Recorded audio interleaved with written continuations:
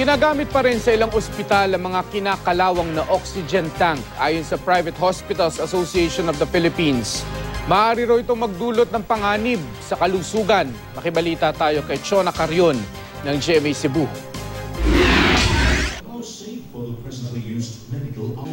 Ipinakita sa publiko ng Private Hospitals Association of the Philippines ang ilang tangke ng oxygen na kinakalawang na ang loob na bahagi.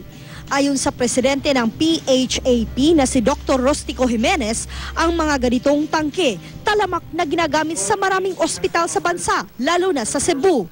Delikado raw ito sa kalusugan.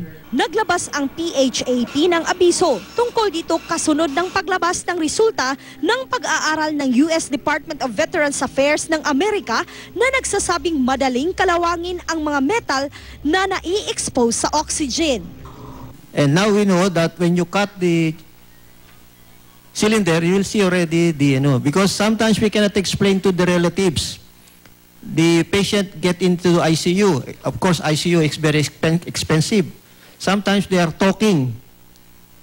But after a while, 1 or 2 days, they become dyspneic or have difficulty of breathing.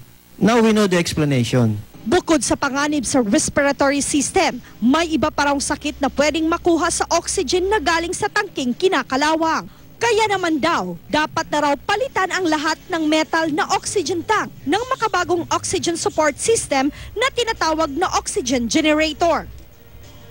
Mas mahal ito pero matitiyak naman daw ang kaligtasan ng mga pasyenteng gagamit. We expect that the FDA will give us all hospitals this administrative order anytime. We do not know the exact implementing dates. Of course, as I said earlier, not all hospitals are capable of buying this machine. Chona Carrion, Nagbabalita, Pilipinas.